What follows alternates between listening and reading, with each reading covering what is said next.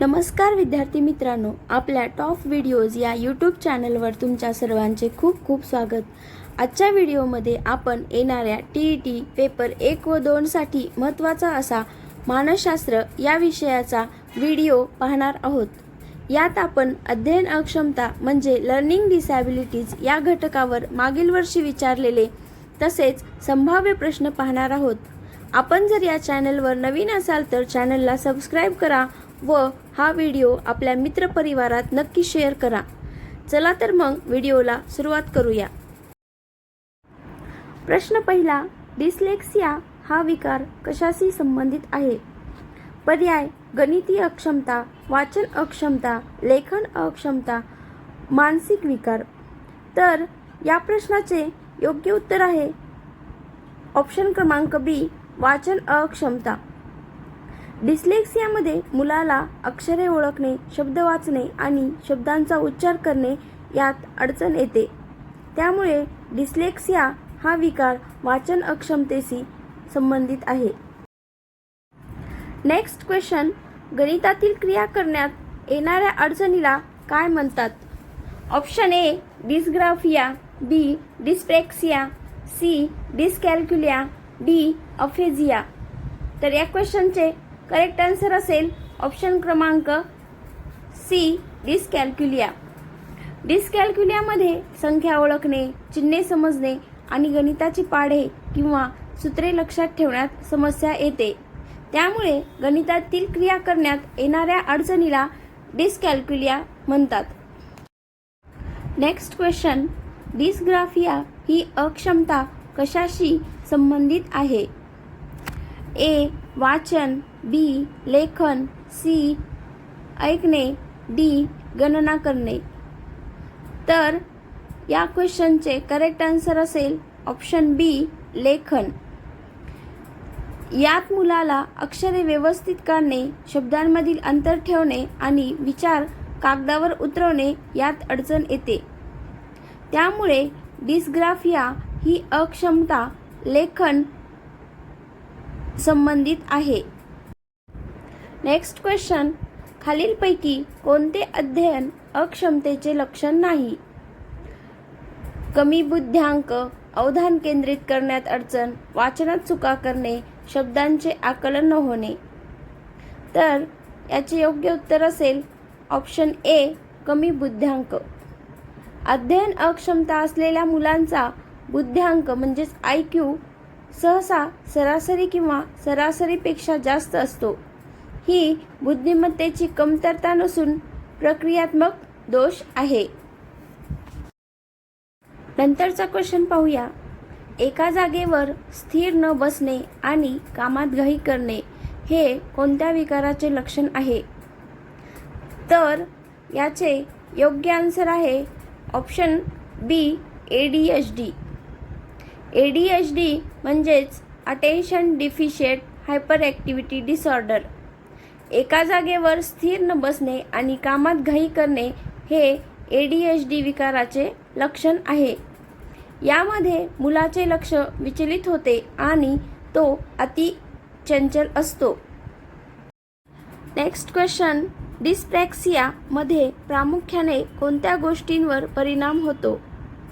ए भाषा विकास, बी हालचालींचे समन्वय, सी स्मरणशक्ती, डी दृष्टी. तर या प्रश्नाचे योग्य उत्तर असेल ऑप्शन बी हालचालींचे समन्वय.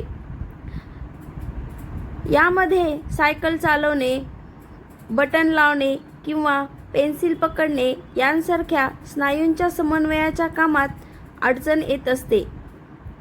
डिस्प्रॅक्सियामध्ये प्रामुख्याने मोटार स्किल्स या गोष्टींवर परिणाम होतो. नंतरचा प्रश्न, अध्ययन अक्षमता म्हणजे लर्निंग डिसॅबिलिटी हा शब्द सर्वप्रथम कोणी वापरला? तर याचे पर्याय आहेत पियाजे, स्किनर, सॅम्युअल किर्क, थॉर्नडाईक. तर या प्रश्नाचे उत्तर असेल सॅम्युअल किर्क. अध्ययन अक्षमता हा शब्द सर्वप्रथम सॅम्युअल किर्क यांनी वापरला. 1963 मध्ये सॅम्युअल किर्क यांनी प्रथम अध्ययन अक्षमता ही संकल्पना मांडली आहे. प्रश्न क्रमांक 8. भाषेचे आकलन होण्यात किंवा व्यक्त होण्यात अडचण येण्याला काय म्हणतात? ऑप्शन ए अफेजिया किंवा डिस्फेजिया, बी डिस्ग्राफिया, सी डिस्लेक्सिया, डी यापैकी काहीही नाही. तर याचे योग्य उत्तर असेल ऑप्शन ए अफेजिया किंवा डिस्फेजिया. हा मेंदूतील इजा किंवा दोषांमुळे उद्भवणारा संवाद विकार आहे. नंतरचा क्वेश्चन, एखादे मूल वॉजला सॉ वाचत असेल तर त्याला कोणता विकार आहे? Option A dyslexia, B dysgraphia, C dyscalculia, D ADHD. तर याचे करेक्ट आन्सर आहे ऑप्शन ए डिस्लेक्सिया. एखादे मूल वॉजला सॉ वाचत असेल तर त्याला डिस्लेक्सिया हा विकार आहे. अक्षरे उलट पाहणे किंवा शब्दांचा क्रम चुकीचा वाचणे हे डिस्लेक्सियाचे स्पष्ट लक्षण आहे. नंतरचा क्वेश्चन आहे, तारे जमीन पर चित्रपटातील ईशान अवस्थीला कोणती अक्षमता होती? Option A dyscalculia, B dyslexia, C मतिमंदत्व, डी अंधत्व. तर तारे जमीन पर हा पिक्चर आपण सर्वांनी पाहिलेला आहे. यामध्ये ईशान अवस्थीला पण यातील एक अक्षमता होती, ती म्हणजे आहे डिस्लेक्सिया. ऑप्शन क्रमांक बी हे या प्रश्नाचे करेक्ट आन्सर असेल. त्याला अक्षरे नाचताना दिसायची, जे डिस्लेक्सियाचे उदाहरण आहे. नंतरचा क्वेश्चन आहे, अध्ययन अक्षमता असलेल्या मुलांची मुख्य ओळख काय असते? खाली आपल्याला ऑप्शन्स दिलेले आहेत. यामध्ये ऑप्शन क्रमांक बी हे या क्वेश्चनचे करेक्ट आन्सर असेल. अध्ययन अक्षमता असलेल्या मुलांची मुख्य ओळख म्हणजे त्यांच्याकडे वाचन आणि लेखनात कौशल्याची कमतरता असते. अध्ययन अक्षमता ही प्रामुख्याने माहितीवर प्रक्रिया करण्याशी संबंधित आहे, ज्यामुळे वाचन, लेखन किंवा गणितात अडथळा येतो. नेक्स्ट क्वेश्चन, ADHDचा पूर्ण विस्तार काय आहे? म्हणजेच ADHDचा फुल फॉर्म विचारलेला आहे. आपल्याला खाली ऑप्शन्स दिलेले आहेत. तर ADHDचा full form attention deficient hyper activity disorder. म्हणजे या क्वेश्चनचे योग्य आन्सर आहे ऑप्शन ए. ADHD हा एक मानसिक विकास विकार आहे, ज्यामध्ये मूल एका गोष्टीवर लक्ष केंद्रित करू शकत नाही आणि खूप चंचल असते. नंतरचा क्वेश्चन, डिस्कॅल्क्युलिया असलेल्या मुलाला खालीलपैकी कोणती कृती करणे कठीण जाईल? ऑप्शन आहेत चित्र काढणे, गाणी पाठ करणे, दुकानातून सामान आणल्यावर उरलेले पैसे मोजणे, धावणे हे दिलेले ऑप्शन आहेत. तर डिस्कॅल्क्युलिया म्हणजेच गणितीय क्रिया करण्यामध्ये अडचण येते. तर या ठिकाणी या प्रश्नाचे योग्य आन्सर असेल ऑप्शन सी, दुकानातून सामान आणल्यावर उरलेले पैसे मोजणे. डिस्कॅल्क्युलिया हा गणिताशी संबंधित असल्याने दैनंदिन हिशोब आणि अंकगणितीय क्रिया करताना अडचण येते. नंतरचा प्रश्न आहे, एखादे मूल B ला D किंवा P ला Q असे लिहित असेल तर हे कोणत्या प्रकारचे लक्षण आहे? ऑप्शन ए शारीरिक अपंगत्व, बी बुद्धिमत्तेची कमतरता, सी अध्ययन अक्षमता म्हणजे डिस्लेक्सिया किंवा डिस्ग्राफिया, डी दृष्टिदोष. तर या प्रश्नाचे करेक्ट आन्सर आहे ऑप्शन सी अध्ययन अक्षमता.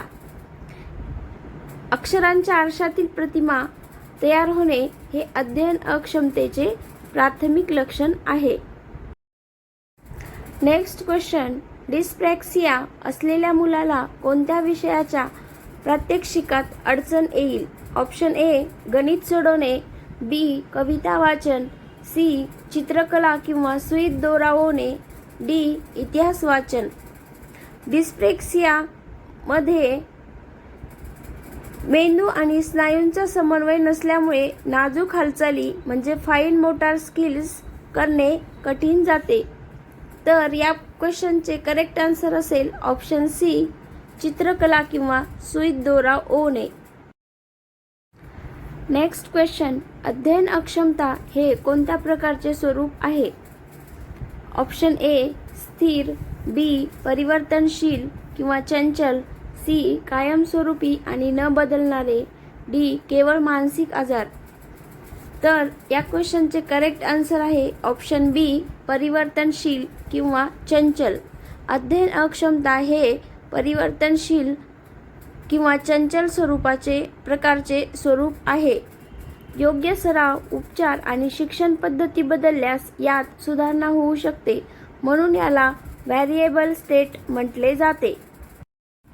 नंतरचा क्वेश्चन आहे, राष्ट्रीय शिक्षण धोरण 2020 म्हणजे NEP 2020 नुसार अध्ययन अक्षमता असलेल्या मुलांसाठी काय सुचवले आहे? तर याचे ऑप्शन आहेत, त्यांना स्वतंत्र शाळेत पाठवणे, बी त्यांना केवळ व्यावसायिक शिक्षण देणे, सी सर्वसमावेशक शिक्षण आणि तंत्रज्ञानाचा वापर, डी त्यांना परीक्षेला बसू न देणे. याचे करेक्ट आन्सर आहे ऑप्शन सी सर्वसमावेशक शिक्षण आणि तंत्रज्ञानाचा वापर. अध्ययन अक्षमता असलेल्या मुलांना मुख्य प्रवाहित शाळेतच विशेष सोयी सुविधा देऊन शिकवणे अपेक्षित आहे. नेक्स्ट क्वेश्चन, अलेक्सिया आणि डिस्लेक्सियामध्ये मुख्य फरक काय? तर खाली ऑप्शन दिलेले आहेत. या ऑप्शन्सपैकी याचे करेक्ट आन्सर आहे ऑप्शन बी. अलेक्सिया हा मेंदूला झालेल्या दुखापतीमुळे येतो, तर डिस्लेक्सिया हा जन्मजात असू शकतो. अलेक्सियाला ॲक्वायर्ड डिस्लेक्सिया असेही म्हणतात, जो अपघातात मेंदूच्या भागाला इजा झाल्यामुळे वाचन क्षमता गमावल्याने होतो. नेक्स्ट क्वेश्चन, ऑटिझम असलेले मूल साधारणपणे काय टाळते? ऑटिझम असलेले मूल साधारणपणे काय टाळते या ठिकाणी विचारलेले आहे. तर याचे योग्य आन्सर आहे ऑप्शन बी डोळ्याला डोळा मिळवून बोलणे. ऑटिझम म्हणजे ऑटिझम स्पेक्ट्रम डिसऑर्डर. यामध्ये मूल आय कॉन्टॅक्ट टाळतात. ऑटिझम असलेली मुले सामाजिक संवाद साधताना घाबरतात आणि नजर मिळवणे टाळतात. लास्ट क्वेश्चन, एका शिक्षकाने अध्ययन अक्षमता असलेल्या विद्यार्थ्यासाठी वर्गात काय करावे? तर दिलेल्या ऑप्शनपैकी याचे करेक्ट आन्सर आहे ऑप्शन सी. त्याला शिकवण्यासाठी ऑडिओ व्हिज्युअल म्हणजे श्राव्य दृश्य साधनांचा वापर करावा. बहुसंवेदी मल्टीसेन्सरी अध्यापन अशा मुलांसाठी सर्वाधिक प्रभावी ठरते. आपले किती आन्सर बरोबर आले ते कमेंट करून नक्की सांगा. धन्यवाद.